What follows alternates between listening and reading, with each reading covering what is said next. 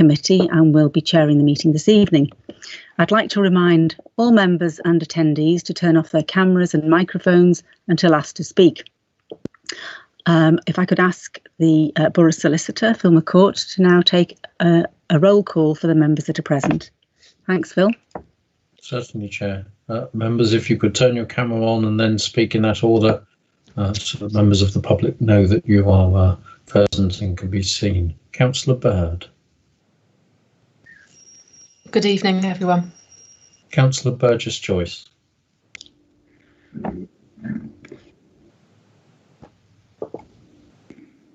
Oh dear.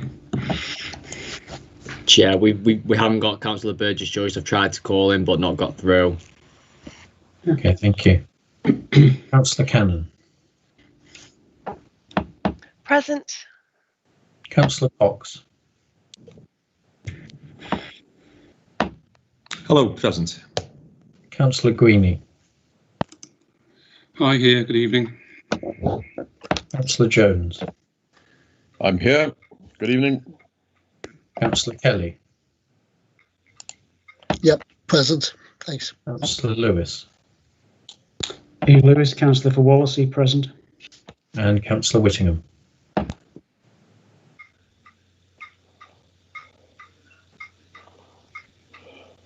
Councillor Wiscombe, present. Thank you. Okay, is there anyone I've missed? No. Thank you. Back to you, Chair. Thank you for that. I'd like to give a webcast notice. This meeting will be webcast and a record retained on the Council's website. For those at home viewing the webcast, I would like to inform you that if you look above the video, you will see a resources tab. Select this and a link to the agenda will appear in the right-hand side. This will allow you to open the agenda in PDF form and follow the discussion and debate. I don't know of any apologies for absence. Obviously, David Burgess-Joyce isn't here at the moment, and I understand we haven't been able to get in touch with him. And so perhaps somebody could still try in case he's having difficulty getting on as I was. Do we have any other apologies for absence at all? No? Okay. Members' declaration of interest, and I'll invite members to declare any interest.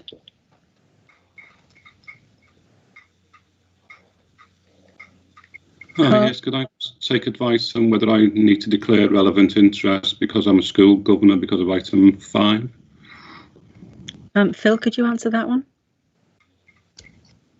It's worth saying, Councillor Greenie, but I wouldn't say it was prejudicial in any way. Okay, thank you. I've said it. Non-prejudicial interest. Yeah. Okay. Right. The minutes. The members are invited to approve. Oh, sorry. Sorry, Chair. Yeah, can I similarly declare an interest on the school governor? Okay, that's fine. Thank you. And do you want to declare the interest the same? You're on mute, Adrian. Adrian, you're on mute. I know that's because my chief whip warned me to be careful, and I obey him. Yes, I'm a school governor. Okay, so 3 people. Anybody else want to declare an interest for the same reason or any other? Coming thick and fast. My partner's a school governor. Okey-dokey, that's 4. Anybody else? My partner is a school governor. Thank you, Joe. That's noted. Anybody else? If not, then I will invite members to approve the accuracy of the minutes of the meeting held on the 25th of January 2021. Okay, anybody want to, if I approve, anybody else want to second? Kate, are you seconding? Oh, sorry, it was just a point of clarification, Chair, about the minutes. Apologies. Yes. It was just in relation to the report that was going to supposedly go to children and young peoples. I have noticed on the agenda that it isn't actually on the agenda for Thursday. So I just wanted to clarify that that had been actioned. Okay. Well, if it's going to children and young persons, Phil, could you advise who would make sure that that's sent to children's and young persons on Thursday? I'm not on that committee, so I don't know what their agenda items are. I'll take that away, Chair, but if it's not on the agenda already for Thursday, it won't be unless it's an urgent item, so it would go into the following committee. And there may be some reason for that. So perhaps you could take that up with Mark Niblock. He might have some reason as to the rationale for that. Absolutely. Thank you, Chair. Thanks, Kate. So does anybody want to second? I'm happy to second the minutes. Thanks, Stuart. Yeah. Okay, so we'll now go to item 5 with schools, budgets and service level agreements, pages 5 to 12, and Cher Halewood will introduce the report. Thank you, Cher. Thank you, Chair. So I just wanted to give a brief sort of introduction and summary to this report, really. At the last meeting of the committee in January, an exempt report came by Internal Audit, was presented by Internal Audit about the outcome of their findings following a review of Woodchurch Road Primary School. One of the recommendations of the January committee from that meeting was that a further report would be come to this committee, the next committee, regarding the factors that led to the issue of a large deficit at that school, and then what actions had actually been taken to prevent a similar situation happening again. There was also a further request from the committee to consider the arrangements for schools with licence deficits, and also an update on service level agreements with schools as well. So I just want to take those items in order, Chair, if I may. In regard to the deficit at Woodchurch Road Primary School, in 2008, the school was projecting a deficit for the year of just under £33,000. Following an investigation then out of a number of events that took place as a result of that, the deficit was actually found to be just over £440,000. So it was actually over £400,000 more than there was being reported. And the reason for this difference was purposeful incorrect entries being incurred into the school's accounts to make the deficit actually look smaller. There were a number of reasons that this deficit wasn't picked up at the time. These are highlighted in the report in paragraph 3.2.3, but I'll just summarise what those are now, Chair. The first one is that the school only had a basic standard of service level agreement with the LMS finance team, the local management of schools LMS finance team, and it had assumed that actually it had a more extensive service level agreement. And what that meant was the school didn't put checks in place on the assumption that the LMS team were actually providing those checks for the school. Another item was that financial reports provided by the school for meetings weren't shared with the meeting attendees in advance, and also the meeting attendees were not able to keep a copy of that information provided to them after the meeting had ended for closer scrutiny and inspection. Information provided to the LMS finance team also did not require at the time appropriate sign-off, and neither was evidence required to be provided to support the information that the school had provided to the LMS team. And the LMS team, under the details of the actual standard service level agreement that the school brought back, were not actually required to double check the information provided to them. Now, any one of these items that happened that led to that deficit, if any of these items individually had have been scrutinised further, the issue should have been picked up. So it could have been one or a number of these items that actually would have picked this issue up. It wasn't picked up, as I say, until later on. And then following the issue that was picked up and the errors were discovered, a lot of actions did actually happen quite quickly to try and rectify this. For example, the school actually then purchased the premium service level agreement from the LMS finance team. The school also put all relevant procedures in place. They reviewed all the procedures at the school and made sure that they were updated and improved and put in place and make sure they were fit for purpose. The school and the governors also attended additional training sessions provided by the LMS team on finance.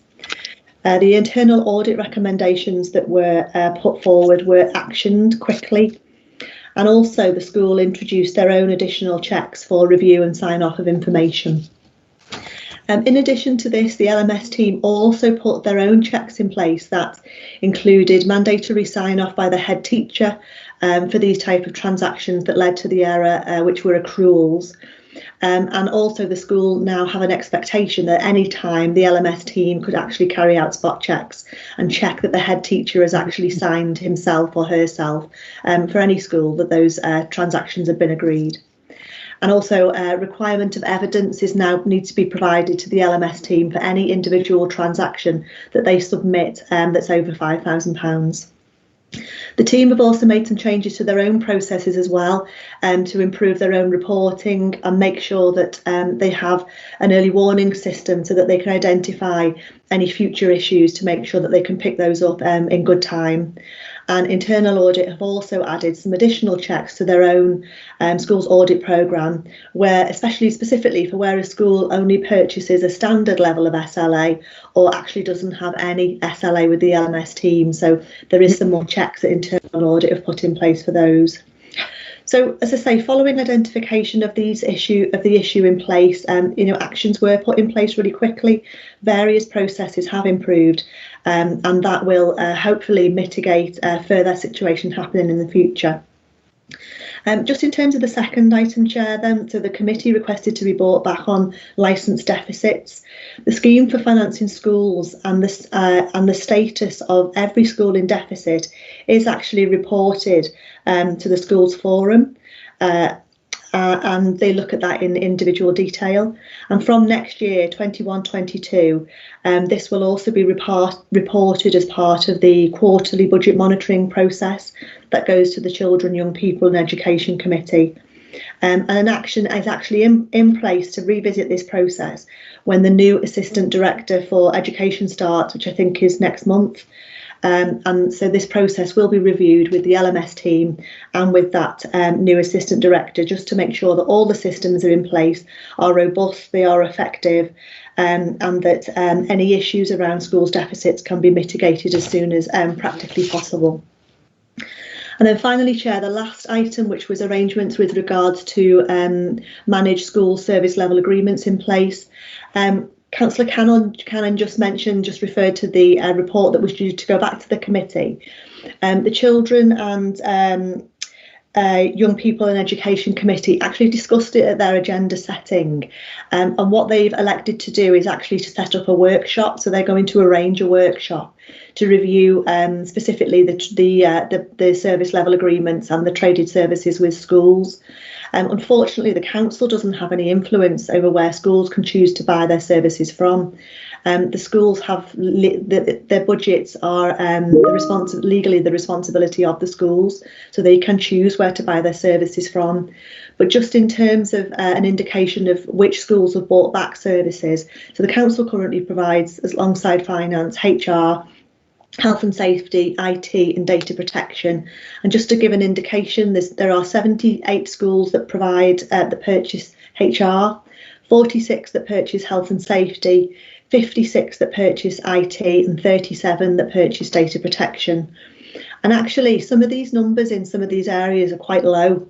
And I know that there is some concern over whether the schools that have not purchased council services are actually able to operate some of these functions effectively. And this information and this type of issue will be considered at the workshop by the Children, Young People and Education Committee. And then with appropriate recommendations, hopefully will come out of that workshop. So thank you, Chair. I'll just pause there for any questions. There are a number of officers in attendance for this item this evening, if there's any specific questions arise as well. Thank you. I'll bring everybody else in first, and then there's a couple of questions that I'd like to ask. Is there anybody that wants to ask any questions or make any comments to share? Right, Stuart, you've got your hand up first.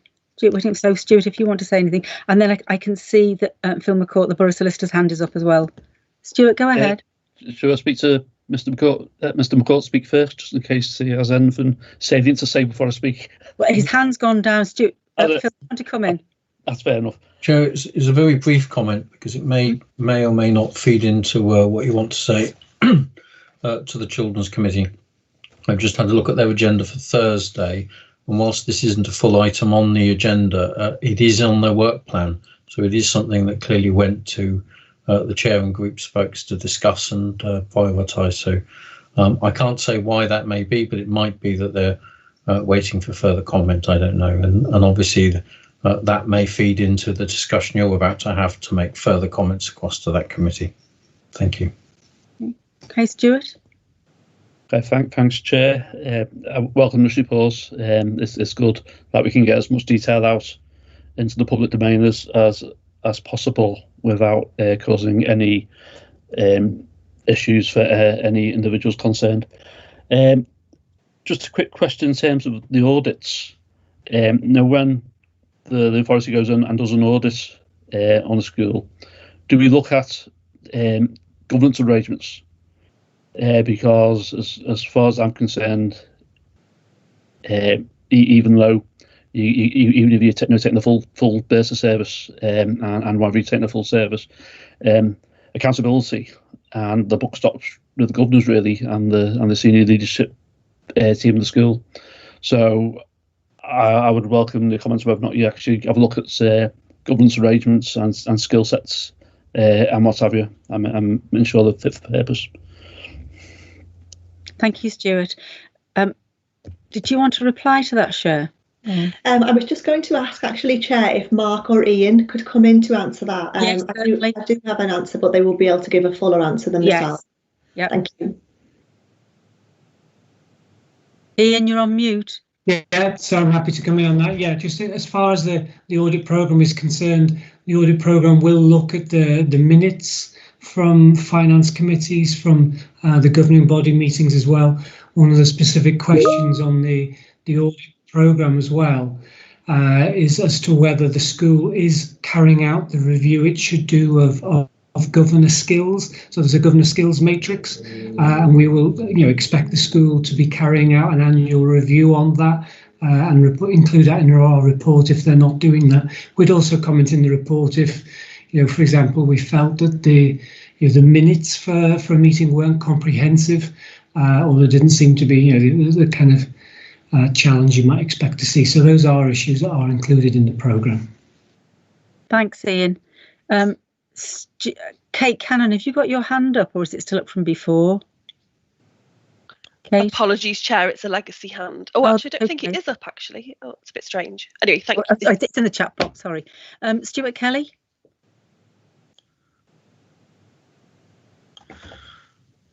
Thanks, Chair. Yeah, I mean, I wanted to welcome the report that we've got and the detail in it. I think obviously it's the second time in front of us that this one's more public.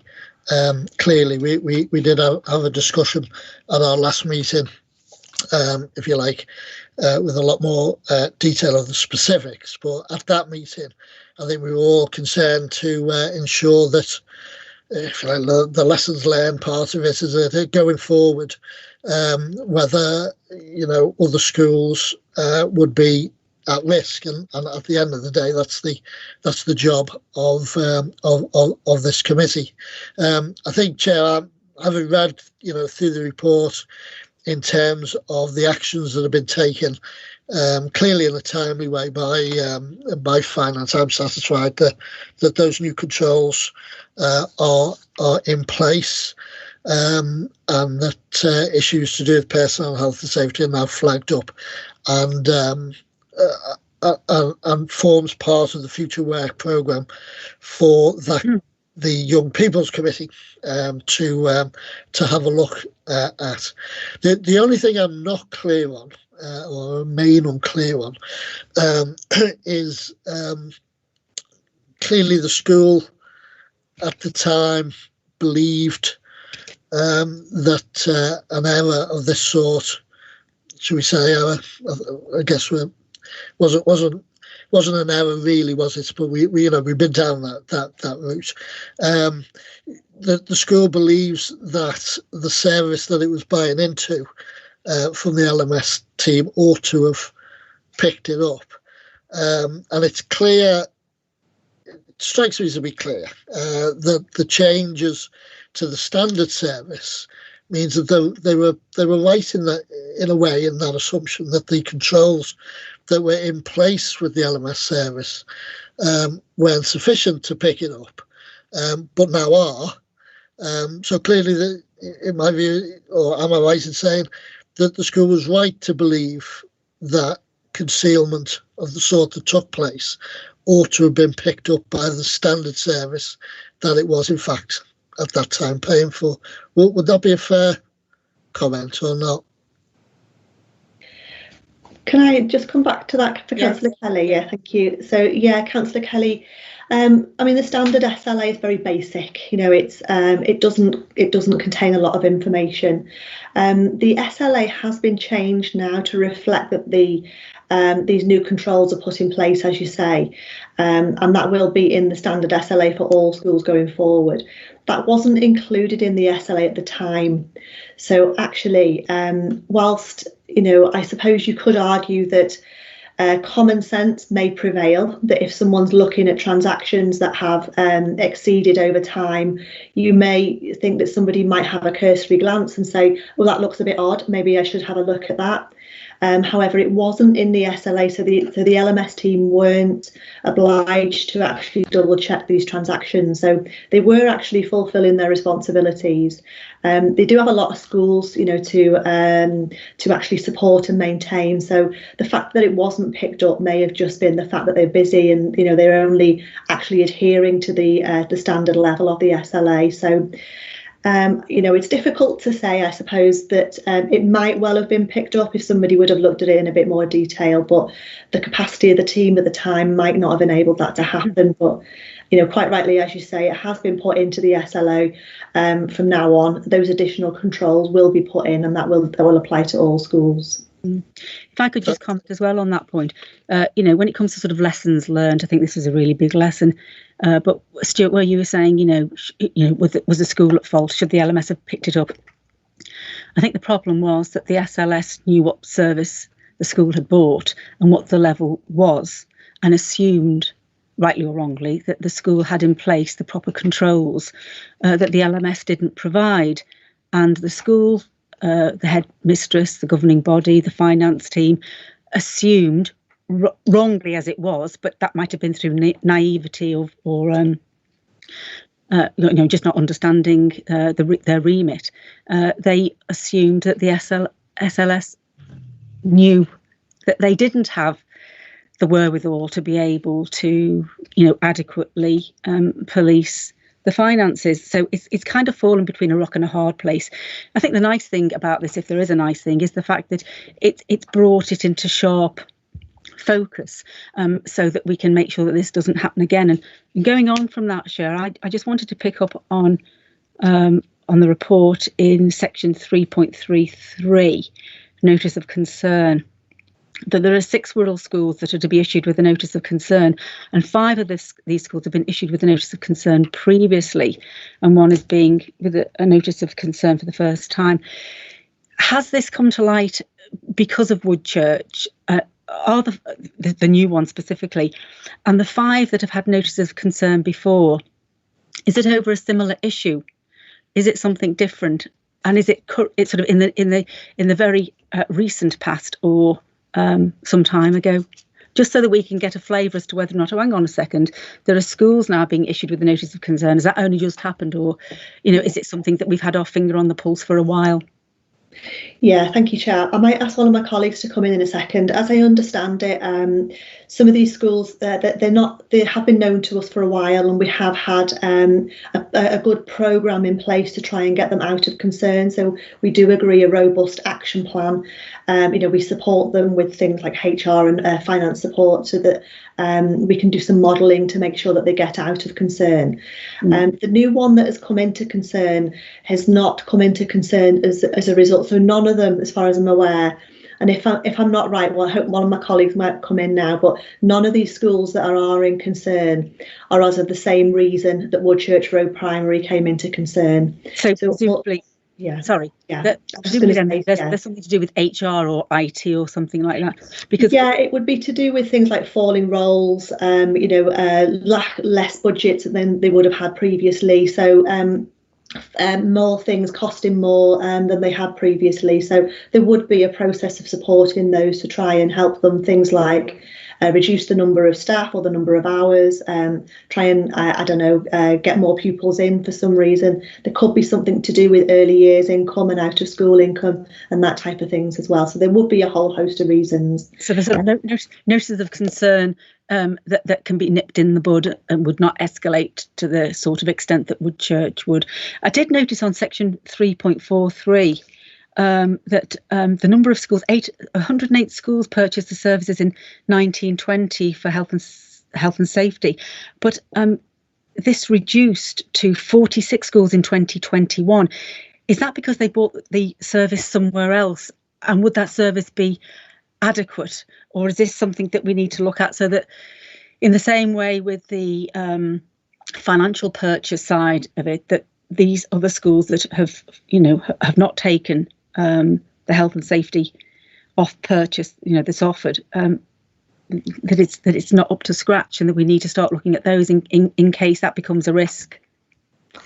Thank you, Chair. Yeah, Ian has popped up, so I'll ask Ian to answer this. He could probably answer it better than myself.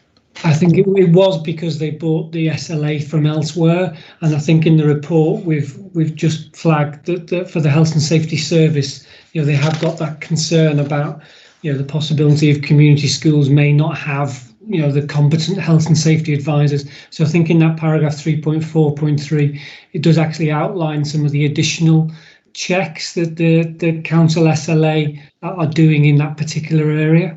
Yeah, and I'm just going on to 4.1, where the Woodchurch Primary School deficit reached 600,000, and they've been allowed to reduce that deficit over 6 years instead of the usual 3, and they had savings of over 200,000, but the financial impact of falling school rolls had exceeded the value of savings, so they're back presumably to 600,000 deficit, and that's presumably over the last 2 years coming up to March. So that leaves them 4 out of the 6 years to bring back the deficit of 600. So does that mean they have to make those savings instead of 100,000 a year, 150,000, or will that 6-year term be extended?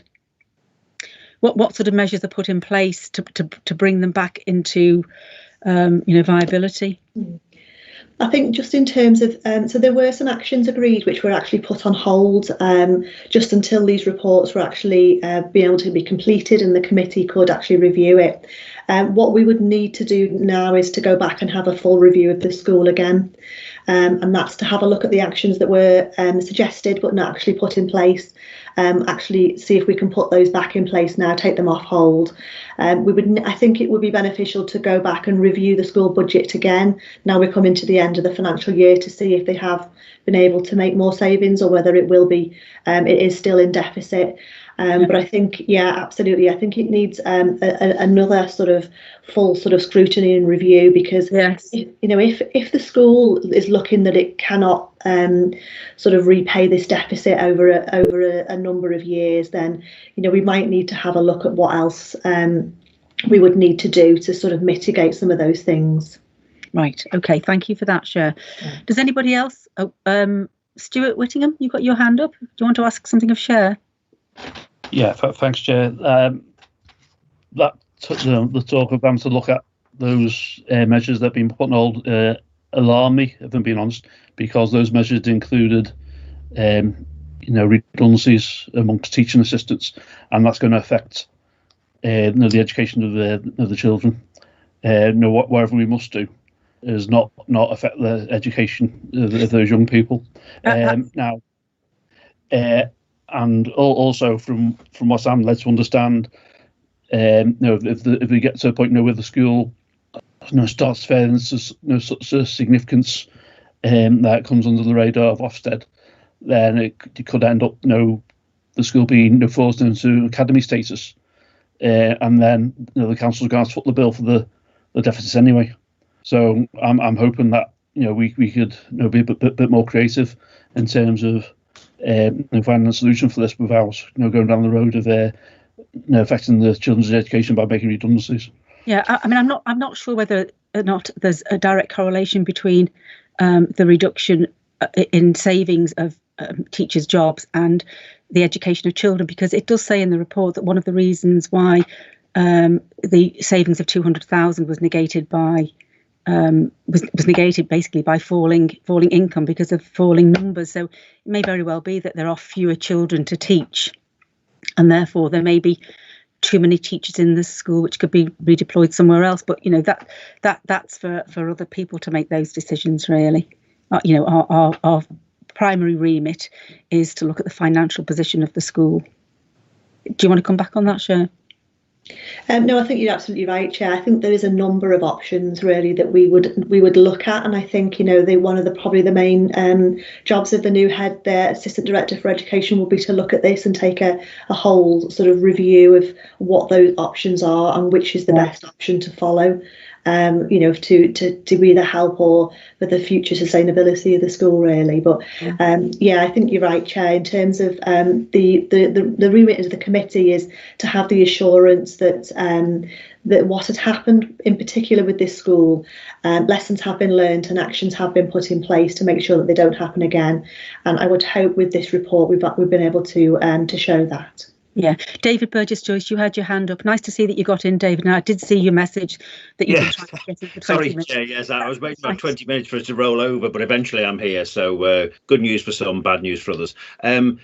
Chair, thanks very much for that. Is anything recoverable? I sort of touched on it a bit last time. Professional indemnity insurance is kicking in here from people who've clearly made a mistake. Now, obviously, I don't want to go into too much detail because I presume you're not on camera, but is there anything at all that you've sought that could be recoverable from a third party to at least mitigate some of those losses? Thanks, Chair. Thank you. Yeah, thank you, Councillor Burgess-Joyce. Not that I'm aware. No, I don't think we can recover any of the losses. I mean, unless the school goes into academy status, I think where there is responsibility for the council to pick up the deficits. I think the council is not able to pick up or to write off any deficits of the school.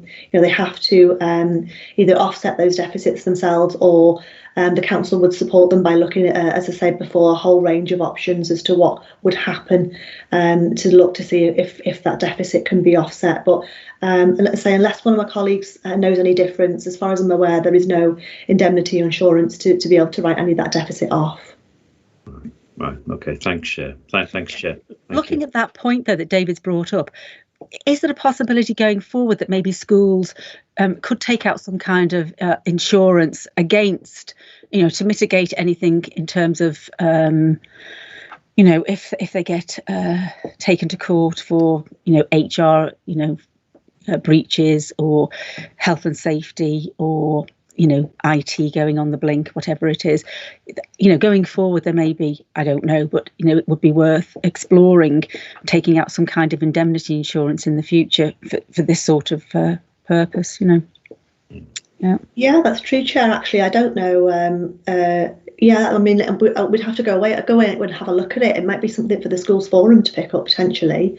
Unless, Ian, you have any further information on this? That was not great detail, but purely to say that the schools, many of the schools do have an SLA with the insurance team. So I don't know the details of which insurance policies, but I know many schools do have SLAs with the council's insurance team. Right. Okay. Thanks, Chair. Does Stuart Whittingham, you've got your hand up. Yeah, thanks, Chair. It's interesting that there's schools with SLAs with the council's insurance team. I'm assuming all that's going to be looked at. To me, there's something blatantly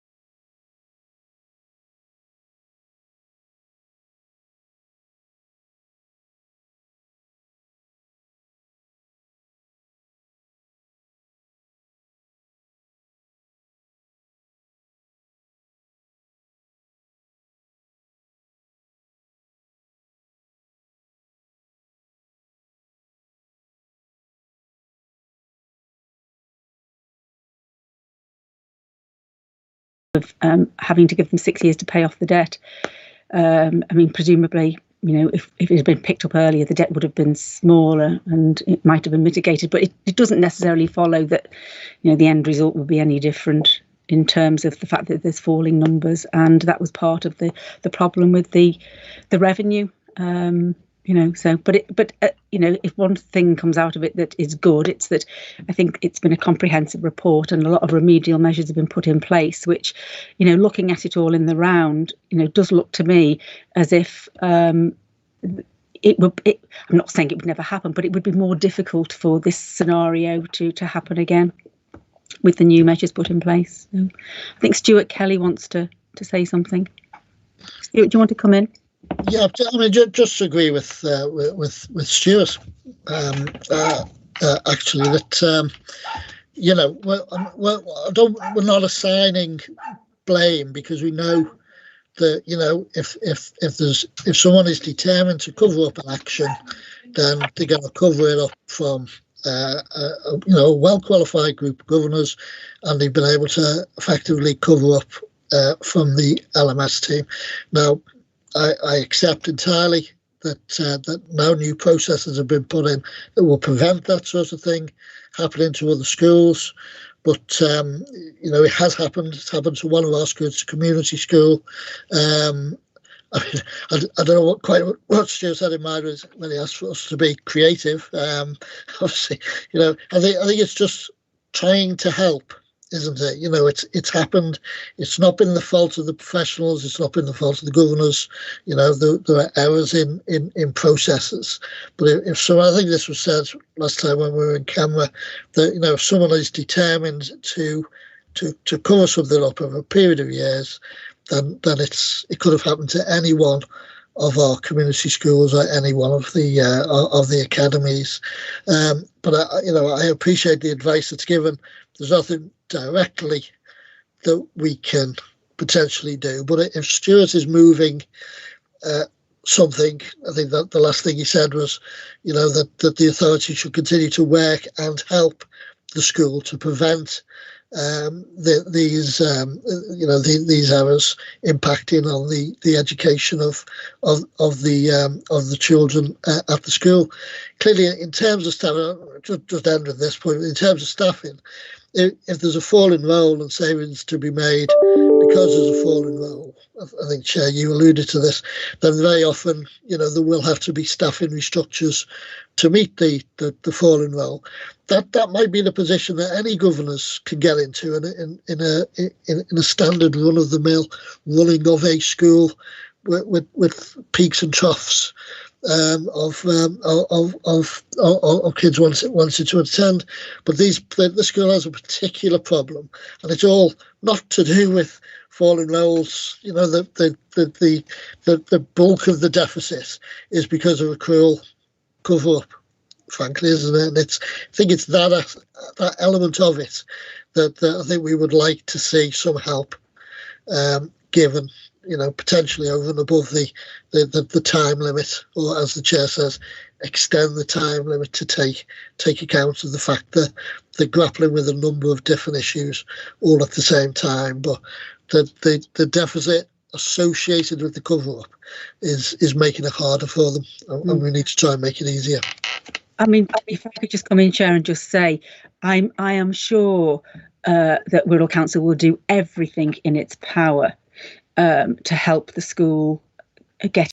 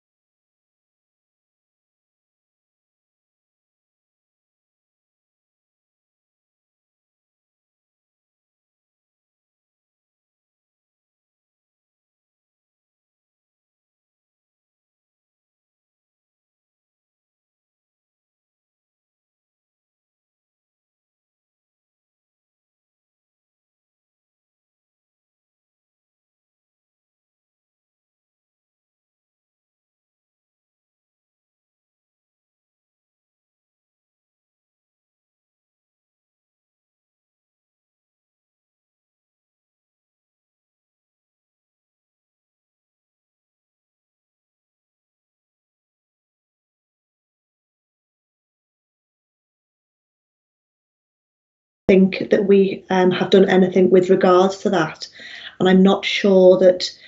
I don't know if we can do anything with regards to that. I'm not quite sure. I'd have to seek some advice. I don't know whether Phil will be able to provide any advice on that, or whether Ian will be able to come in there. But I don't. I mean, there would be, if people leave in these circumstances, I assume there would be references, and then the content of the references, whatever that may be, may or may not disclose things that may or may not have happened in these circumstances.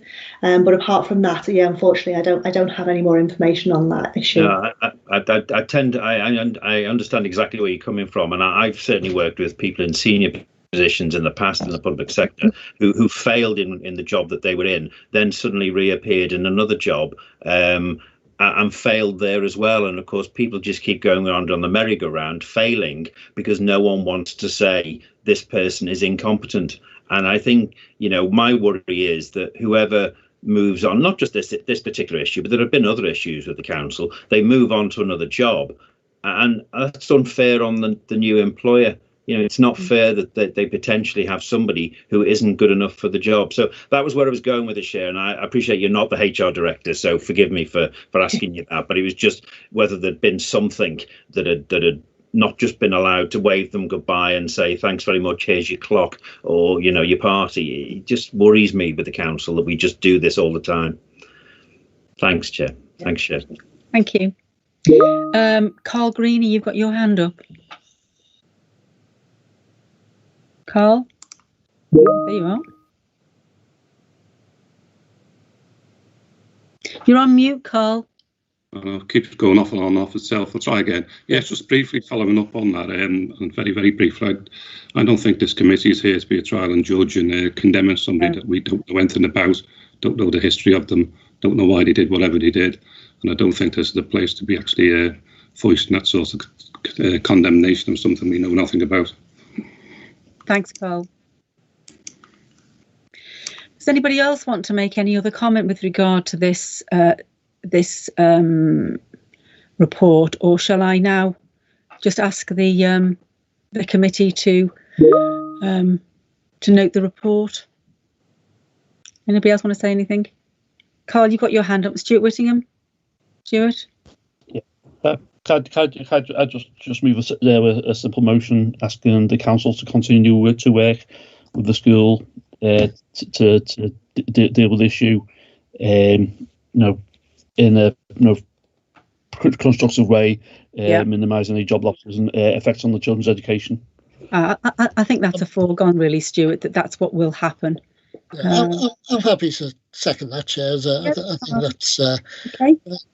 Noted. It certainly indicates the sympathy that this committee has, with the staff and at the school. People have used the word unfair, but the real life then, isn't there? So and at the end of the day, it's been said a couple of times that we can't just give them the money. However, if they do go down the academy route, or forced down that way, we'll have to just give them the money. So it just start to look like that. So it's certainly in our best interest, and the best interest of the school. And once Birkenhead starts to develop, we get some housing down there, then roles will rise quite swiftly, and there will be a shortage of school places, I foresee, in the not too distant future. Right. Thank you for that, Stuart. Anybody else? If that's it, I'd like to ask the committee to note the report. Okay. Thanks, Chair. So we go on to agenda item 6, which is the internal update report, and Mark Niblock. Sorry, Stuart. Sorry, just put a motion on the table. So it's not noting the process. Do you want it to be a formal one? At the end of the day, I'm mindful that it's the Audit and Risk Committee, and there may be other the Education Department that might want to look at that as opposed to the Audit and Risk. What wording do you want for us to vote on? Yeah, so just give the word. The committee notes the reports, and the committee asks the council to continue working with the school in a constructive way minimise job losses and effects on children's education. Well, yeah, I mean, we can note it, Stuart. I don't know that we need to actually have a vote on that. We'll just note it. I mean, I think everybody on the. I've just put a motion to the floor and it's been seconded, so I think we should have a vote. Okay, well, all right, I'll put it to the vote. In that case, the Borough Solicitor, Phil McCourt, if you want to do a roll call for or against or abstain on the motion. Can we just take that on the nod? Right, yeah, we can do it by assent. I don't think it's it's contentious, and I don't think anybody would probably want to vote against or abstain. But if everybody wants to, I didn't think it was contentious, Chair. That's why. Not at all. So, which is why I thought it was probably okay just for noting. But if we just do that, then by assent, everybody agreed? Agreed. Agreed. Yes. Agreed. Okay, great. In that case, agenda item 6, internal update report. Mark Niblock, Chief Internal Auditor, will present the report. Thanks, Mark. Thank you, Chair. This is a regular report that I present to members of this committee. It contains information relating to the delivery of the Internal Audit Service, acknowledges the service delivery, and covers the period between the 1st of January and the 28th of February this year. The report concentrates on identifying the continued impact of the COVID-19 pandemic on the internal audit plan of work for this year, identifies internal audit activity for the period, and identifies planned internal audit work for the remainder of the year. Section 3.3 of the report on page 14 of your committee papers, I identify the significant impact of the pandemic and the impact it's having on the plan. A copy of the revised internal audit plan was endorsed by this committee at the November 20 meeting, and we continue to sort of work through delivering that plan between now and the year end. Section 3.4 of the report on page 15 of the papers, I identify some of the work that internal audit have actually undertaken during the period, including both the COVID-related work and support and scheduled audit work in key risk areas such as Treasury Management, the Wirral Growth Company, and some work at schools. Of particular interest is the piece of work that we completed to evaluate and appraise controls and operation of the Wirral Growth Company's payment systems. This included a sample testing of a range of ledger payments to prime data to ensure their validity. Findings are currently being drafted into a report for senior management that includes an overall favourable opinion with a number of actions to improve systems in operation at the moment. Section 346 on page 16, I identify some of the work that's currently ongoing that includes work over at the pension fund, work that we're undertaking on the key financial systems to try and analyse and identify the impact of the COVID pandemic on those systems, and the work that I've discussed previously on cybersecurity. The actual cybersecurity piece of work is coming to a conclusion, and a report is currently being discussed with senior managers like Anna that identifies that the council has some good controls in place. However, given that the threat is constantly evolving and developing, council will need to constantly adapt its arrangements going forward in response to this, particularly in regards to the new kind of working landscape, which brings with it threats and risks of a different kind than those we've previously experienced. Section 3.5 on page 17 of the committee papers identifies some of the work planned by the team for the remainder of the year. This has been identified in the revised internal audit plan, capturing and targeting work in some of those areas where the risks have increased as a direct result of the pandemic. Section 3.6 on page 17 of the report would identify any items that I specifically wanted to escalate to yourselves for action or specific attention. You'll note that for this particular period there isn't anything that I wanted to escalate and request action on your behalf. I'd ask that members note the report, but I'm more than happy to take any questions that you may have at this particular point. Has anybody got any questions for Mark?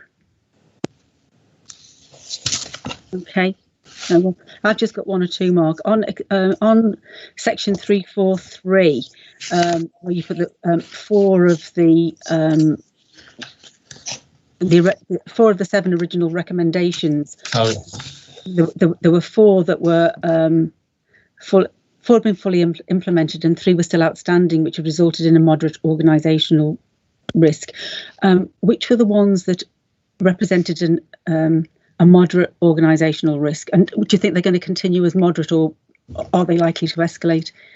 This was a Treasury management audit that was undertaken earlier in the year. We'd identified 7 recommendations that emanated from that to improve the controls in place. As you quite rightly point out, Chair, 4 of those original 7 recommendations have been implemented, which brought the opinion down from what was at the time a sort of major opinion. It's dropped to a moderate because of the implementation of those 4 recommendations. The 3 recommendations that we've not yet been able to implement because of the sort of the COVID pandemic and the transfer of staff elsewhere and the demands that have been placed upon those staff is entirely acceptable. We've taken that sort of we will continue to keep a watching brief. We have agreed with those officers a revised timescale for the implementation of those 3 outstanding recommendations.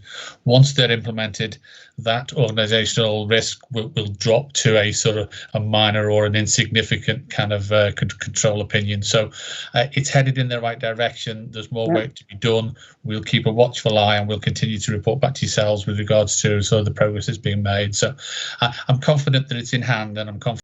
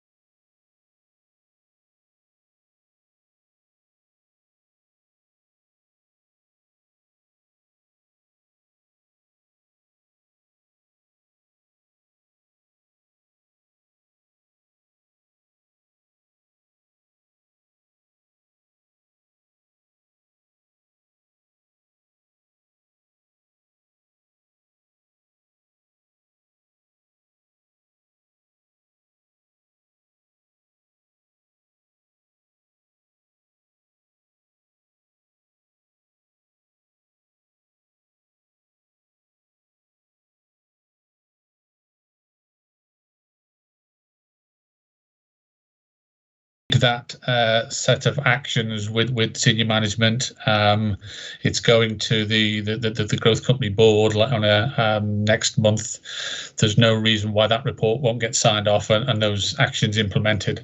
Certainly the feedback that we're getting from the managers suggests that those recommendations, those actions will be implemented with immediacy. I don't think they're going to hang around, kind of thing.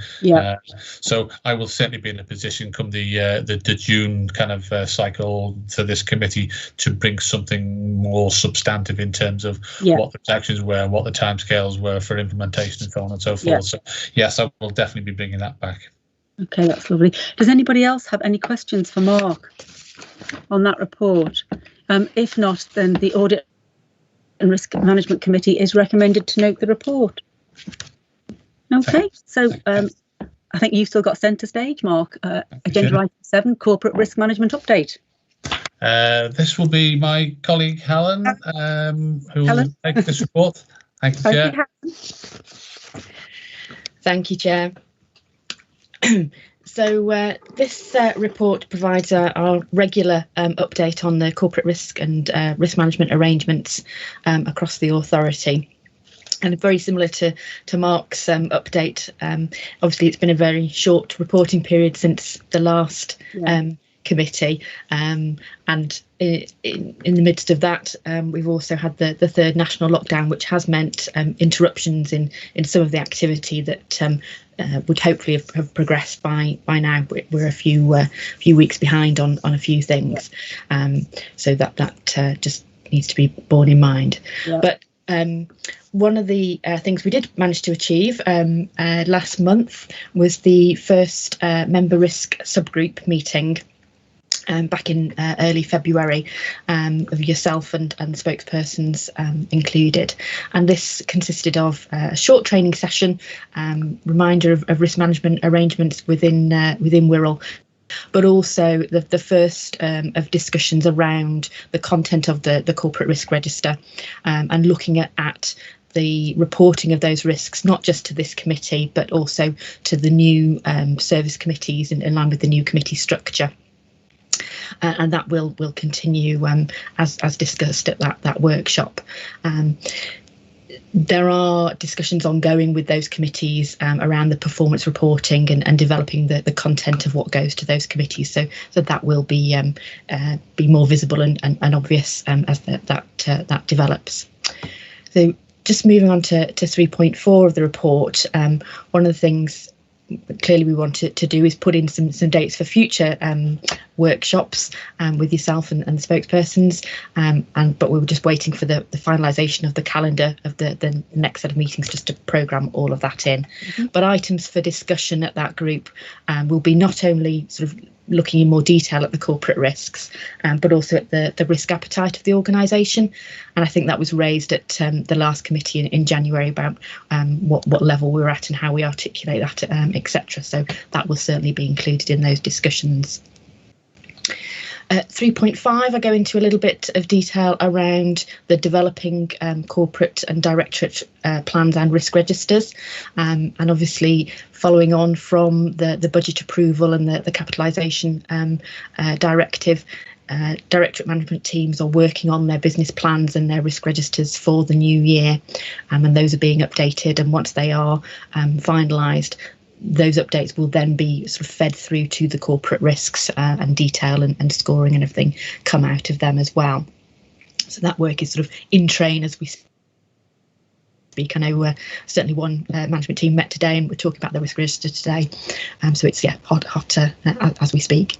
Looking at 3.7, there are also measures in place to improve and strengthen the reporting and escalation of risks and issues across the authority via a new organisational performance group, and that has now met a couple of times and is meeting monthly. And we'll be looking to share information, sort of break down some of the silos and improve collaboration that has happened over the past 12 months with the COVID response, and just improve that awareness of some of the risks and interrelations of risks. But also the ability of that group to refer items to the corporate governance group for detailed investigation and challenge and review where a bit more in-depth work is required. Yep. And then at 3.9, I provide an update on a selection of the corporate risks. And again, following that budget and the capitalisation directive, there are a number of changes going on in some of these risks, not least corporate risk 16, which is itself the capitalisation directive. Yep. So that will be refocused and reworded in the coming months. But looking at the health and safety risk, that's obviously a key matter for the organisation. And it's one of the things that has improved during COVID, just the general culture around health and safety. And there is a health and safety improvement plan over the next sort of 18 months into 2022 to move that on and say that has had a definite positive shift in that risk. There are also a number of risks linked to some of the audit work that Mark has mentioned already, the financial resilience and cyber security being key. And then with my other hat on at 3.12, just looking at the business continuity and response to a disruptive incident corporate risk that's on there. There are discussions going on with services to get them to build on the lessons learnt from the COVID response, but also looking at the classic business continuity type incident, and IT is the big worry because we're all working in this way and reliant upon this so much so now. And I say that ties back in with the cybersecurity review that Audit have been undertaking. Yeah. So yeah, lots to come on that.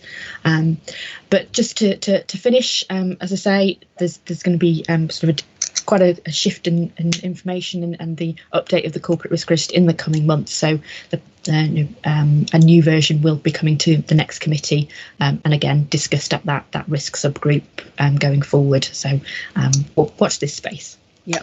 So thank you. Thank you, Helen. Does anybody have any questions for Helen at all? No. I think it's fair to say that going forward, in the next financial year, the corporate risk register items 16, 17, 18 and 19 are really going to be the four big ones to look at, to make sure that once we get the capital capitalisation directive for this financial year, that we don't fall foul of the 10.7 million we've potentially been allocated for 21-22. So I think those particular 4 items are going to be the hot ones for the coming year. Anybody else? Oh yes, I'm sorry, I can see Joe Bird, you've got your hand up.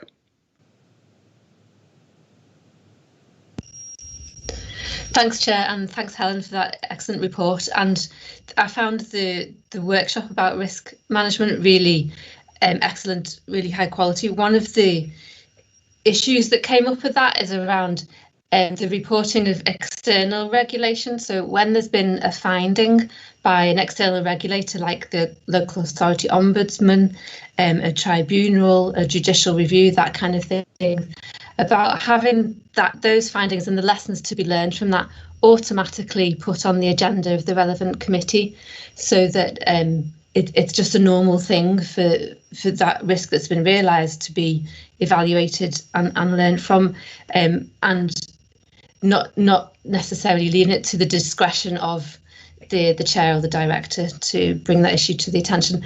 Otherwise, partly because councillors like myself, then we end up finding about these things in the media rather than going through the proper processes of learning from that. Yeah, I absolutely agree, Joe. And in actual fact, you do find that on a lot of the committees, I'm on planning committee as well, and things like judicial reviews and anything like that does tend to come to the committee, but you do want it to be brought beforehand rather than us to be left to make sure that it comes to the committee, that it's more proactive rather than reactive. So yeah, thanks for that, Joe. That's a very good comment, and I agree wholeheartedly with that. Thank you. Anybody else want to ask any questions of Helen? No? Helen, you got off lightly tonight, haven't you? You can go Thank you, Chair. Thanks, Helen. So that was agenda item 7, the corporate risk management, and the recommendation is that the Audit and Risk Management Committee are recommended to note the report. Thank you very much, Helen. So, right, agenda item 8 is the internal audit counter fraud update, and that is with Mark Niblock again, our Chief Internal Auditor. Thanks, Mark. Thank you, Chair. This is an annual report that I bring to the committee.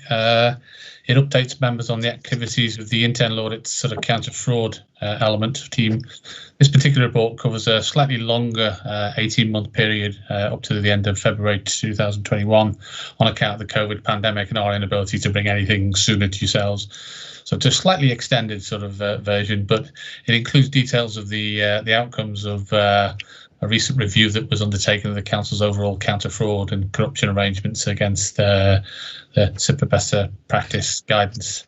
So the actual remit of the team is to prepare relevant practice, policies and procedures for the organisation, facilitate cultural change and attitude to fraud across the council, proactively manage the risk of fraud through targeted pieces of audit work, and to provide a sort of proactive and a reactive response to any potentially fraudulent acts that have taken place.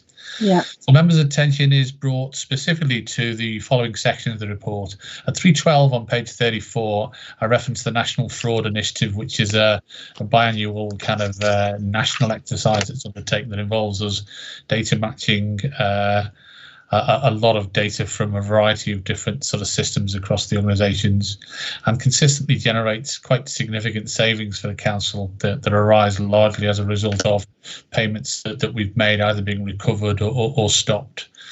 The team worked with departments to develop and implement various actions to ensure that sort of not only do we recover and stop kind of payments being made, but we also learn lessons from this exercise and implement controls to try and prevent kind of recurrence of some of these things from happening. 316 on page 34, I refer to the counter fraud corruption strategy and policies that we've updated during the year. 319 on page 35, I advise on the review that I alluded to about the the council's overall counter-fraud arrangements against the CITFA Code of Practice on managing the risk of fraud and corruption. This identified a high degree of compliance, like on over 80% with the code, which we were very pleased with at the time, kind of thing. Always room for improvement, but nevertheless, it's a significantly high kind of, and in the highest quartile, and certainly when compared to many of our kind of colleagues out and about, kind of thing, very well. So we were particularly pleased about that. At 327 on page 36, I referred to the various publicity campaigns that we managed to organise over the last sort of 18 months. To alert kind of employees, our partners, and the wider public to the raised threats of fraud that are resulted from the COVID pandemic that we've recently experienced. There has been a massively increased sort of activity, and unfortunately in this area, and we just needed to ensure that sort of everyone was alert to and aware of the kind of threats that were out there, but also what to do in response to, who to report to, who to talk to, where to get advice and guidance. So it's worthy of note. There's a lot of information in the report, and I kind of, whilst I apologise, and I think it's important for you to be given those kind of assurances and to know that kind of there is a lot of very positive work being done by the team throughout any given 12-month period. And I think you can gain a high degree of assurance from that the council doesn't take sort of fraud lightly, and acts in a very proactive way to try and prevent and detect kind of this type of activity. So I probably don't need to say any more on the report, really, other than to ask you to note the report and to continue to provide the necessary ongoing support. Really, we do get a lot of support from this particular committee. I would like that to continue. So I'm happy to take any questions that any members might have. Does anybody have any questions for Mark on that one? David Burgess-Joyce. Hello, Mark. Hello there. Dapper waistcoat, as always. Well done, that man. Thank you very much. Mark, on the subject of the support that you get from this group, is there anything? Those are nice words, but I'm just conscious, is there anything that we can actually do that genuinely will really assist you in doing your work better than I know you already do it? And I'm just conscious about, obviously, what we've talked about with the school, but obviously that's old news. But I'm just conscious, is there something else that we, through the chair, can do that will make even better news for you, whether that's something that we can do publicly or something behind the scenes? Thanks. I think, Councillor, that I mentioned earlier, a lot of it is about kind of raising an awareness, alerting people to the threats and the risks that are out there. But not only that, alerting them and advising them to sort of who to turn to, where to go to seek the kind of advice and guidance that's needed, to be talking to the professionals, my people, with regards to sort of where the sort of pertinent information is about sort of what to look for, how to go about reporting it, who to talk to for that. So it's helping facilitate that, I would say. Now it happens sort of once or twice a year when we run the publicity campaigns. I contact you all and you kind of make a song and dance about kind of alerting your constituents and everybody else about kind of what's out there, but perhaps on a more ongoing basis, kind of just be alert to and aware of the fact that there's a constant threat out there, and we do have some sort of high levels of expertise within the team, and we're more than happy to talk to anyone on a daily basis. So if you could bang that drum, that's as much as I would say at this particular moment in time. Okay, it was just the point around that we can sometimes say things that you can't say, Mark. You can indeed. It was that point. But thanks, Mark. Thanks, Chair. Thank you. Much appreciated. Kate Cannon. Thanks, Chair, and thank you, Mark, for that. I think it was just a question around the COVID Act, really, and the procurement process. Obviously, it took away some of the levels that we would usually do. So I think I was just asking, have you found that in any way to have increased your risk in that process? Has the COVID Act actually taken any of those layers away from you, as has happened in other areas? I was just wondering if we've been affected by that or not. I was certainly the arrival of the sort of pandemic certainly had an impact upon my ability to deliver the planned audit work. So in that regard, yes, it did have an impact. However, what we very swiftly managed to do was to sort of integrate ourselves into the sort of governance processes that were put in place by the organisation. You know, the advent of the sort of the governance cells, the oversight of some of the government monies that the council was responsible for sort of dishing out to local business and the like. So we got involved very early doors with regards to that, to kind of help the council's officers to build systems that had controls built into them before we released monies out the front door. We made sure that various checks were being undertaken on businesses applying for, and that enabled us to sort of weed out some of the potentially fraudulent claims that were coming in. So we kind of swapped one for the other, really. So in that regard, in terms of my staffing levels, they remain pretty much the same as they are now and they were before the pandemic arrival. It was just a refocusing of where are the risks going to be more sort of pertinent over the next 12, 18 months kind of thing, and what do we need to do to respond to that. So, and I think we've done that well. So I'm certainly not sort of, I've not got any major issues, concerns in relation to the resourcing that I've had available to me in the way that some other teams perhaps have. You're quite correct in pointing that out, Councillor. And thank you, Mark. I think it just proves how good you are at your job and your team are. So that's wonderful. Thank you. Thank you very much. I shall make sure that we pass on that message to the team. You know, Mark, I've always been very supportive of you and will continue to do so. And I've always said, if you feel that you need support in terms of additional staffing or whatever, that, you know, we can, with the strategic leadership team, have a chat and see what you need going forward. I mean, it is nice to know specifically because, as we've spoken before, that COVID throws up its own problems and fraudulent activity. And that's why I'm glad under 3.26, where you've gone on about the training and awareness and reporting, that it does provide an extra layer of sort of protection for the staff, and also, you know, there's another dimension and another string to their bow in counter fraud. And so I guess going forward in 21-22, we'll probably see more items being brought to the agenda where you discover items that have happened that have either never happened before or have just been off the radar in the past that, you know, come to light. Sadly, that probably will be the case. Yeah, I'm sure you're right. Yeah. Does anybody else want to ask any questions of Mark or any comments? If not, that's the internal audit counter fraud update from Mark. And so the recommendation is that the Audit and Risk Management Committee are recommended to note the report.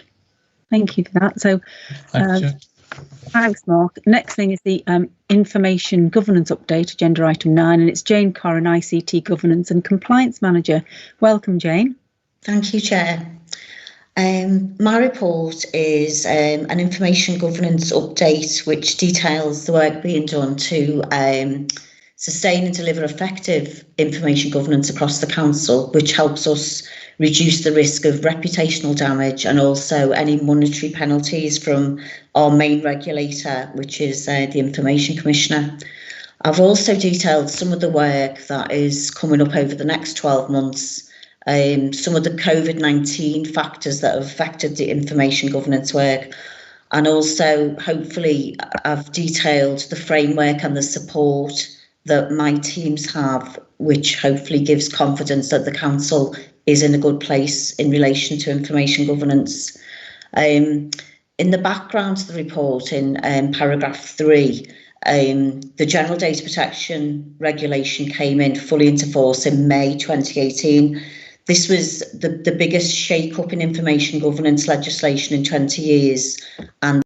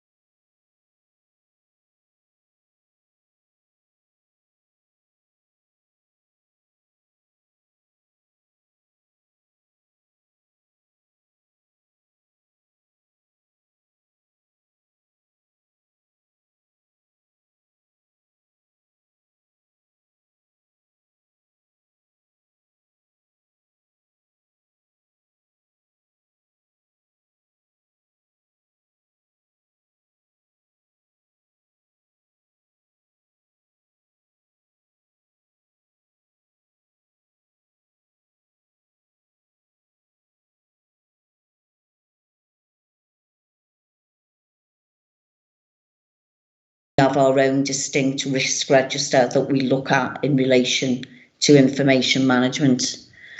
COVID-19, nobody was expecting, obviously, but there was a big push to work more with the NHS and Public Health England to move data about legally for people who were shielding, for children who needed free school meals, free school hampers when they were away from school, etc.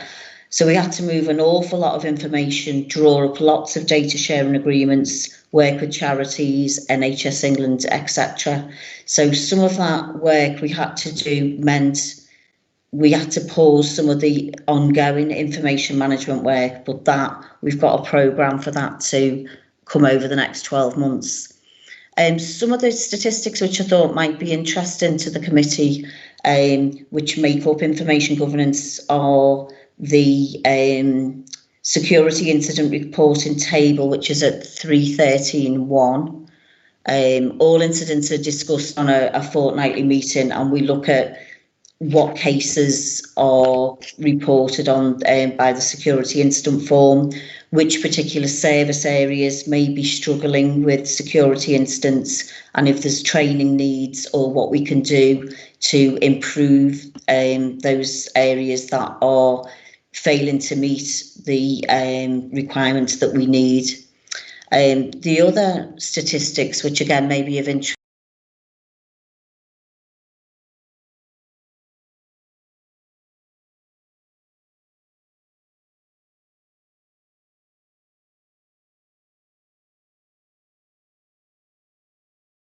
personal information. I've put also some statistics in to do with the record management service and the asset consolidation staff relocation, that's difficult to say, project where we have galvanised the records management team in helping to clear out records from buildings, keep those records secure, make sure they're stored for the most appropriate amount of time before they're destroyed. And then I've put in 314 the future plans that we've got, which are we're making new e-learning courses available, so it's easy for staff to make themselves aware of what responsibilities they have. We've been allowed to ask for some additional staff and resources to work with myself.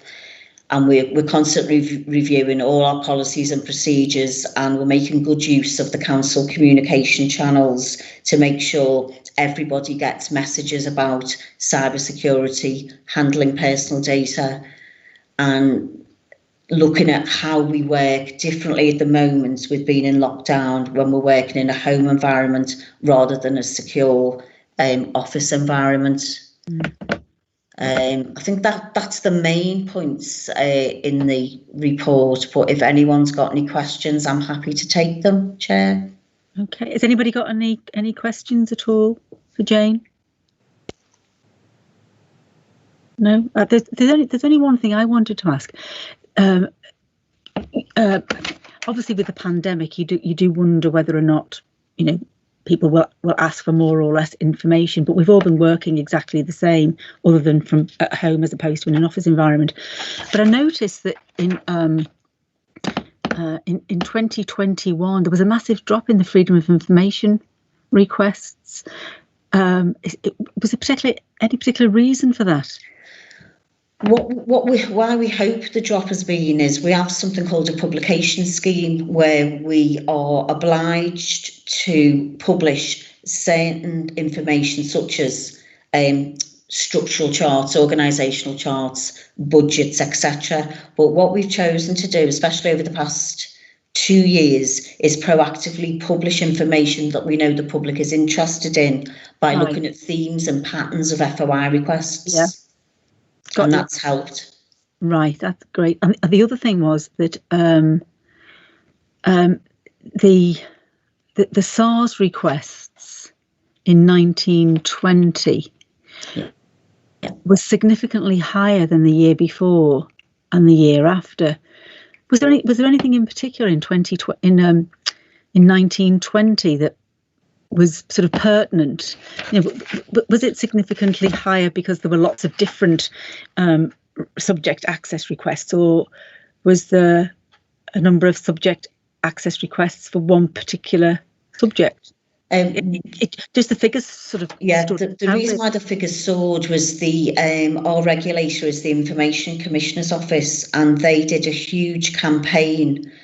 It was everywhere. It was on the radio, the television, encouraging people to ask public bodies to be more transparent, ask for information, and they'd never done a massive campaign before. And everywhere I seemed to go, I don't know if it was only me, that's all I heard was this big campaign, and I just used to block my ears because I knew it would generate work for the team. So that's settled down a little bit now, Chair. You don't want another one, do you? No, thank you. There's a couple of people with their hands up. I don't know what order they went up in. There's the two Stuarts, Stuart Whittingham and Stuart Kelly. So I'll go in alphabetical order. Stuart Kelly first. Thanks, Chair. I was going to ask about the drop in freedom of information requests, and it's extremely good news. Yeah, definitely. We're learning from, or using, if you like, the intelligence to be more transparent in the first place. In which case, there's no need to do it if it is available. Obviously, I'm fairly new to the committee, and we've only met a couple of times this year, so I assume this is an annual report to us. If that's the case, then just a couple of suggestions maybe for us for the future. The regulator clearly is the information commissioner, and I'm conscious that if people write to us and information's refused, then more often than not, maybe those things will be appealed to the commissioner. And same happens to us in planning. What we get in planning, of course, is a success rate. So if we're appealed, we have a yearly report that tells us how successful we've been in either defending or what has come back from the commissioner, and have we learnt any of those sorts of lessons. And the second thing, it's just linked to the timeliness, really, as the point's been made in 3.13.2. There are legal time limits.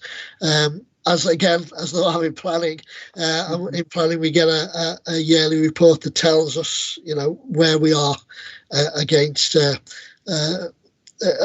in terms of, how long did it take us, and what percentage of cases did we go outside those limits. So I think that would just give us a more rounded picture of where we are in terms of freedom of information. I don't know whether you have those figures to hand. Yeah, I haven't got them to hand now, but we report each month, Councillor Kelly, to the senior leadership team, so we can certainly put that in the report for next time. Excellent. Thank you very much. Okay, thank you. Right, Stuart Whittingham. Okay, thanks, Chair. The other Stuart stole me thunder in terms of asking about how we're doing in terms of response times against the standard set for us. Can I just ask a question in terms of the coronavirus and the fact that everyone's working from home and people have been deployed to different areas of the council to help with the humanitarian crisis that's enveloped because of COVID. Are we seeing an issue where FOIs are taking longer to deal with, or are we still in the main dealing with FOIs well within target? Yeah, thank you, Councillor. We have a requirement our normal requirement outside of COVID is to respond at a level of 85% plus to freedom of information requests. And the only time that we dipped slightly on that was the Christmas shutdown, when staff weren't in to answer the inquiries, and the Information Commissioner was happy with that. The Information Commissioner has also said she is pragmatic in that she understands, because staff are being redeployed to other areas that requests might take slightly longer, but we are actually hitting our 85% target or higher, which is great. That's fantastic. Thank you. Okay. Does anybody else want to ask anything? I think, Jane, it's probably fair to say that this year, particularly with working from home, that the issue of GDPR is very significant insofar as, and I've had this conversation before with people, that if you're working from home, nobody can see who's looking over your shoulder at sensitive information. Whereas if you're in an office and somebody walks up the stairs, you can say, "Who are you? What are you doing here?" You know. What sort of steps have we taken to mitigate any breaches of GDPR because specifically of home working? That's a good question, Chair. What we've done is we've put specific online training about staying safe online, looking at what your working environment is like. We've issued some guidance on, quite a lot of guidance on the use of Teams, but also some basic, very basic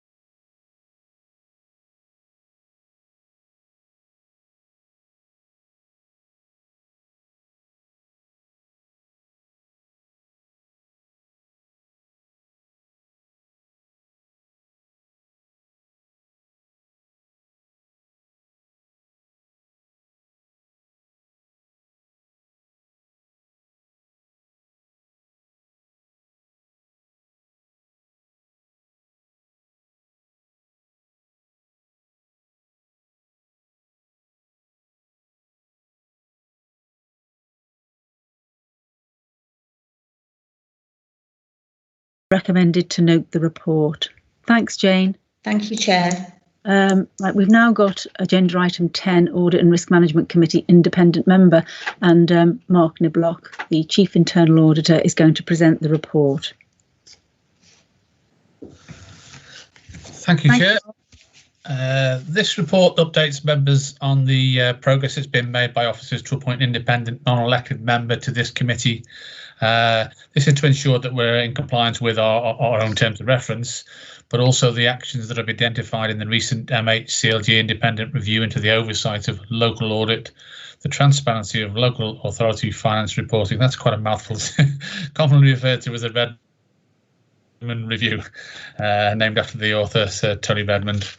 It basically, as I say, just brings members up to speed with the work that we've been doing and the loose timescale that we're operating to in terms of trying to get that appointment made. I'll continue to sort of update members on this, but at this moment in time, it's just to note the reports, please. Happy to take any questions. Councillor Bird. I noticed that the position would be unpaid, which means the person doing it would have to get income from other parts of their life because we all have bills to pay. I think there could be inequalities impact in that regard, and perhaps there should be a nominal fee that's paid in recognition of the work and contributions that is entailed in that role. And I was also wondering about criteria. You obviously want to recruit in accordance with the Equalities Act and all the best practice in recruitment. So I would expect to see some objective criteria of the grounds for recruitment.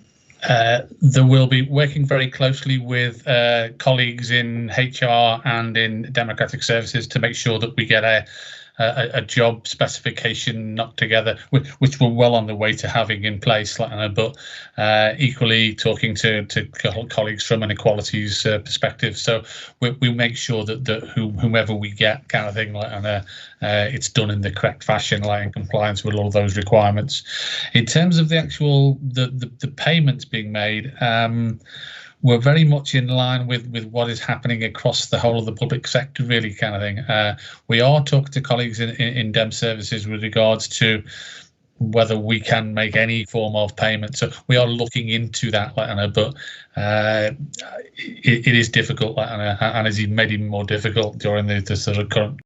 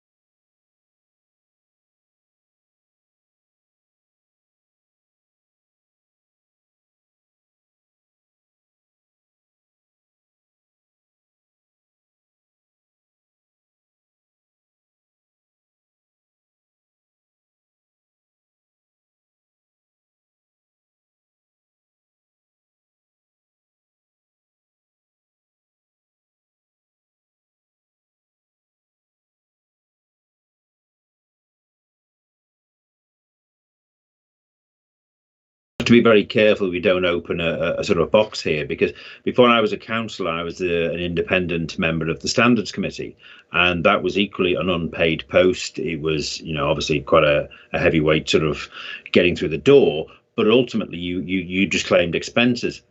I've just been accepted as a chair of a safeguarding panel outside of the council, again unpaid, and it is a norm, isn't it, Mark? That that happens within. I do take the point that Councillor Bird makes, that we don't want to preclude anybody because of the nature, but I'm sure we can work around their lifestyle as well in order to make that as comfortable as possible, I'm sure.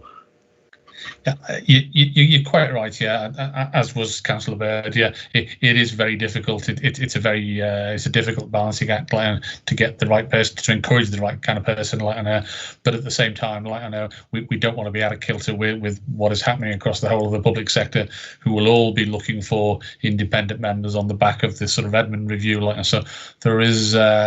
We certainly want to make sure that what we do is consistent with what is happening elsewhere and is in line with best practice. So those talks are very much ongoing at the moment between, as I say, colleagues in Dem Services and HR, but it's difficult, yeah, there's no question there, but we'll continue to keep you appraised of how they develop. And thanks, Mark. Thank you. Thanks very much. Does anybody else want to ask Mark about anything? I'd like to say that personally, I don't have a problem with it being unpaid, because I think in all walks of life, people do things through altruistic reasons and for community spiritness, and it's not, when I say it's not onerous, it's not going to be hours and hours a week, so I think there will be people available from all walks of life who would be able to give some hours per week, per month, per quarter to be the independent member, and would be quite happy to do the job unpaid. I mean, there are lots of people, all of us do things unpaid in our lives, for charity or different things. So, this is really a sort of community and public spirited indeed position in a way, really. And so, as I say, I don't have a problem with it being unpaid, but of course we'll see how many people apply when the job spec goes out, and the pool of people that come forward. So if anybody hasn't got anything else they want to ask Mark, thank you very much, Mark, for that report on the independent member. And so the recommendation is that the Audit and Risk Management Committee are recommended to note the report. And so we're going to go now on to the last agenda item, which is the External Auditor's Annual Audit Letter. And we've got here as well Mark Stocks and Mark Niblock. So I'll take it, Mark, because you're on the screen, you're going first. I can go first. I wasn't sure if Cher or Di wanted to introduce the report first, or Mark. I don't know. No, I think I'm done, Chair. Thank you very much. Down to you then, Mark. Mark Stocks. That's fine. That's fine. So, as part of the NAO's Code of Audit Practice, we're required to produce an annual audit letter. This year is every year. It's sort of a summarised version of the work that we've done throughout the year. So members will have heard me say these things previously. So I will talk very briefly to the report, and then just give you, I suppose, an update in terms of where the council is. So if I could turn you to page 59 of your agenda. So in terms of the financial statements audit, we issued an unqualified opinion in January. That's appropriate. The accounts were of a good standard. We've also now completed our whole of government accounts work, and that's gone off to the NEO. And there wasn't any need for me to use any of the statutory powers that are available to me. Just moving on to the next page, on to page 60. The main conversation that I had with you in January and December was really about the council's financial position, and I suppose my concern around the use of the council's reserves, but then also the fact that the council was forecasting a deficit for 2021 of around 14 million, and that it was going to need a capitalisation directive.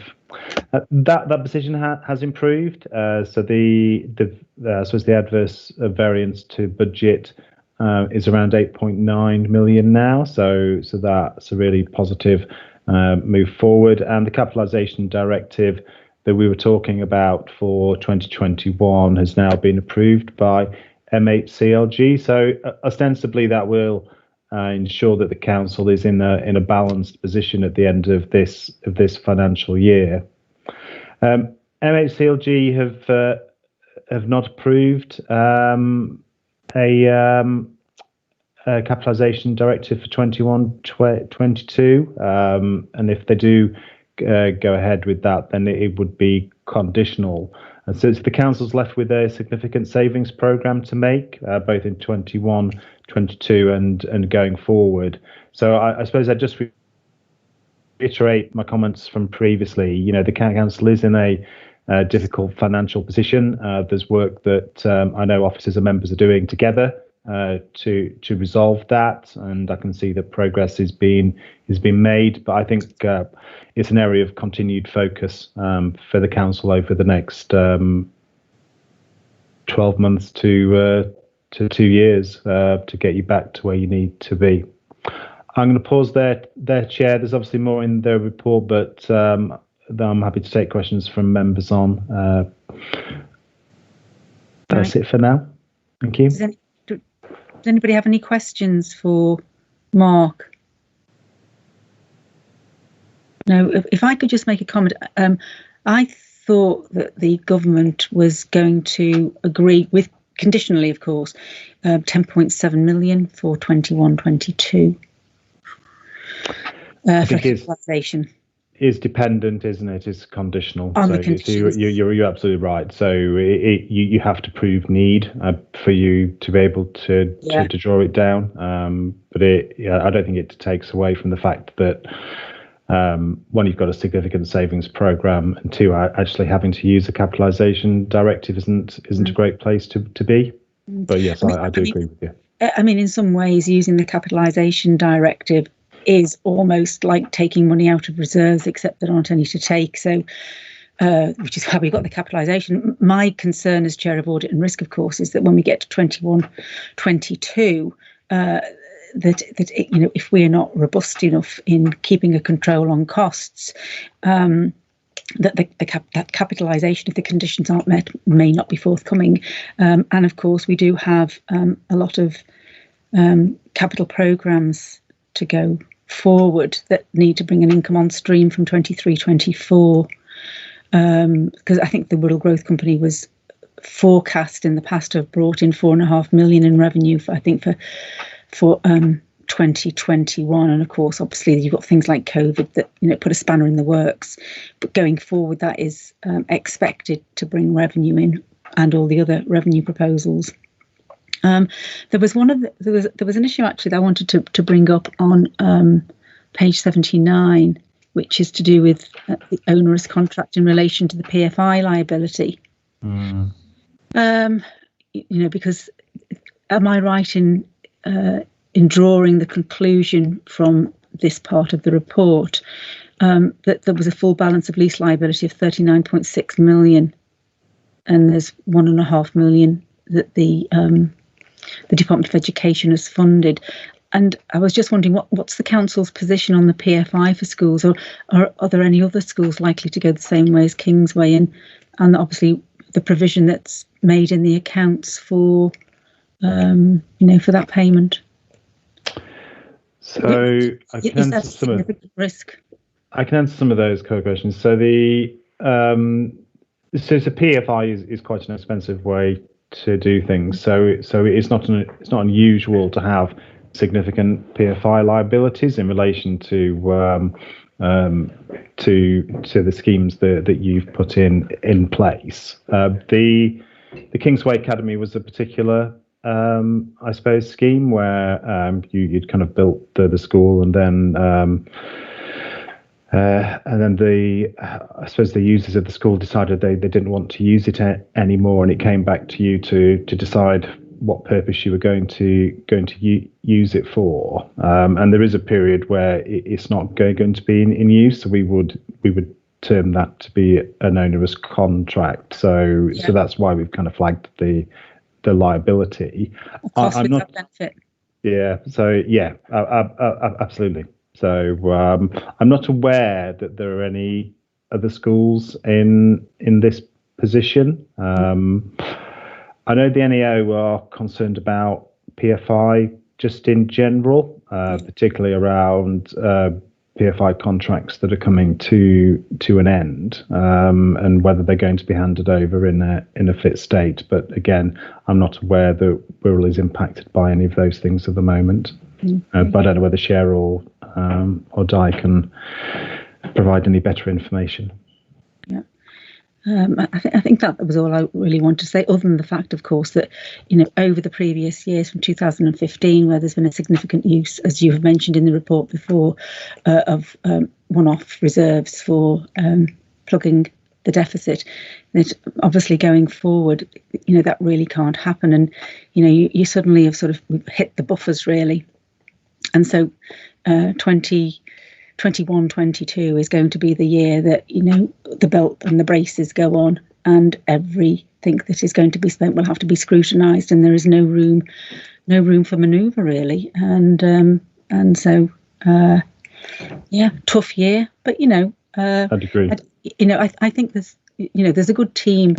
I think at the head of Wirral Borough Council with Paul Sator, and so I'm sure that with the team that he's got, that and with the support of all the senior officers and this department, the Audit and Risk Committee, and the fact that we've got a committee system so that 66 councillors are all feeding into it and have a stake in the outcome, that I'm confident, and I hope that we all work together, that we can turn this around and going forward, and especially with all the regeneration that's going on in Birkenhead and the different things that I know Alan Evans is working very hard on, and I'm sure that as a complete team, we can turn it all around, and we'll see where we are this time next year, and hopefully in a better position, and you can have a smile on your face. Absolutely, that would be good. That would be good. It'd be nice to issue a positive report. So. I can see Stuart's got his hand up. What would you like to say, Stuart?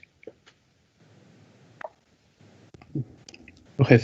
Thanks, Chair, and thanks for the report, Mark. So obviously, yourself and colleagues will be looking at the external accounts for councils up and down the lands. No, by no means is Wirral alone in being in the position we are, particularly northern metro councils, in terms of the funding settlements and the financial situation the councils find themselves in. Do yourself as a body have conversations with MHCLG and LJ and other bodies to try and bring this to the attention of government, so this can be dealt with? Because at the end of the day, we're dependent on income from council tax, business rates, charges, and returns from development income. And what's been shown is that it's nowhere near enough to cover our costs in terms of the deprivation we're having to deal with and the services we're having to provide, in particular adult social care. It's a ticking time bomb. The London School of Economics prepared the Graph of Doom way back in 2011, 2012, and to me, we're reaching that point now where we are crossing the line of the cost of providing services and the income received. And we're going to be at a point now where we're only going to be supplying statutory services at some point in the near future. So I'm just wondering, you have those conversations with governments and to give an independent view as to the real financial situation local councils are facing at the minute. Thank you, Councillor. Yeah, yes, we do have those conversations. So we don't tend to have the conversations on I suppose a national basis on the state of local government as a whole. We do have the conversations around individual councils. So, and obviously we have a number of I suppose statutory powers available to us. So you'll have seen some of the reports that we've done around Croydon and around Nottingham in terms of what's happened there. So I do think there's an awareness from MHCLG just around how difficult it has been for local councils to sort of make ends meet during the pandemic. And I suppose from our perspective, the financial settlement for 21-22 was a good one for local government. Most of the councils that we've spoken to have been quite positive about the funding that's been made available to them. I suppose I just make a slight point about your comment at the start of this. I do think Wirral's in a different position to other councils. Most have weathered the storm without having to draw on a capitalisation directive. So it is, I suppose I reiterate what I said earlier. It is important that you do focus down on what you have to do, as Councillor Hodson has also just articulated. Thank you. Thank you, Mark. Does anybody else have any other questions for Mark Stocks, our external auditor from Grant Thornton? No, can't see any hands going up. Anything else? No? Well, I think that's it, Mark. Thank you very much, Chair. Must have been one of the shortest ones. That's fine. That's fine. Lovely.